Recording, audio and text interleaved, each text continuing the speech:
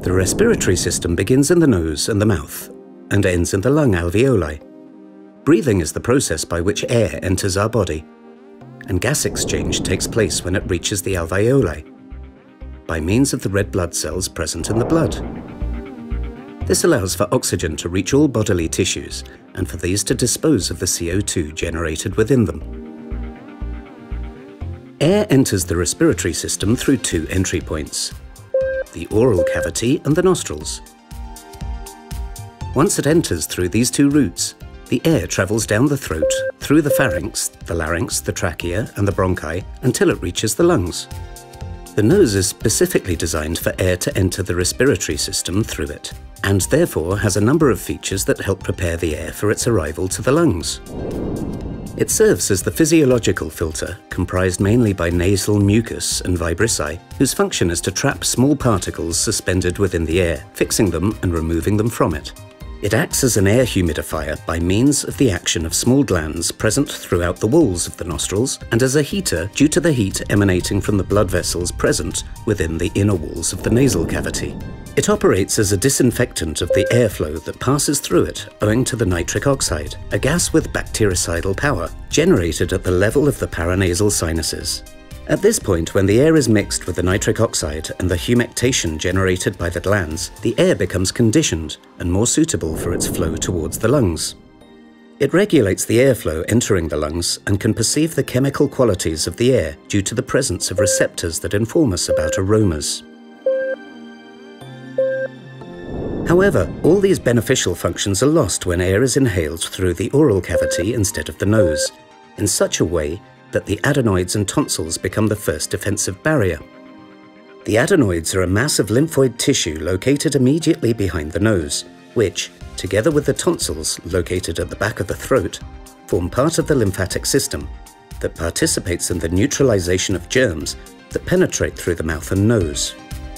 When a person breathes only through their mouth, the filtering ability of the nose is lost in such a way that these tissues receive impure air and are forced to perform additional work that eventually leads to their hypertrophy, increase in size, in response to the greater functional demand and the irritation caused by the products present in the air that were not filtered and purified.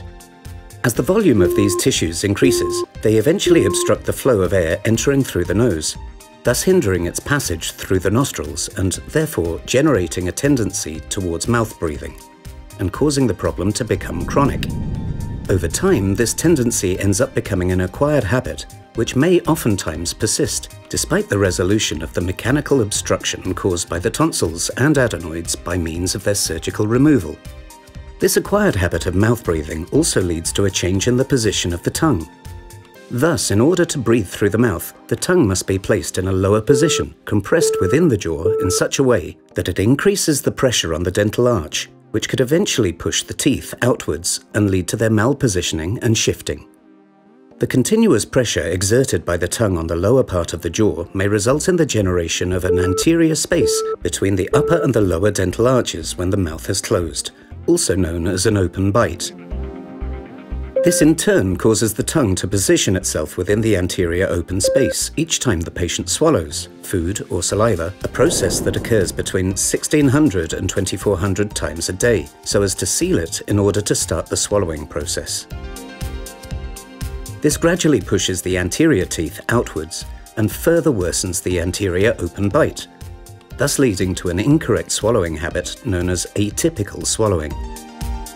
When the swallowing process is correct and the tongue presses against the palate, this stimulates the nasal mucociliary functions and causes an increase in the production of nitric oxide at the level of the sinus in such a way that the correct swallowing position favors the purification of the inhaled air. All these alterations perpetuate and eventually generate a more pronounced dental malpositioning in the upper and lower dental arches. These occlusion problems result in a worse mastication of food, due to the fact that it is not ground correctly, which causes digestive problems and intestinal malabsorption.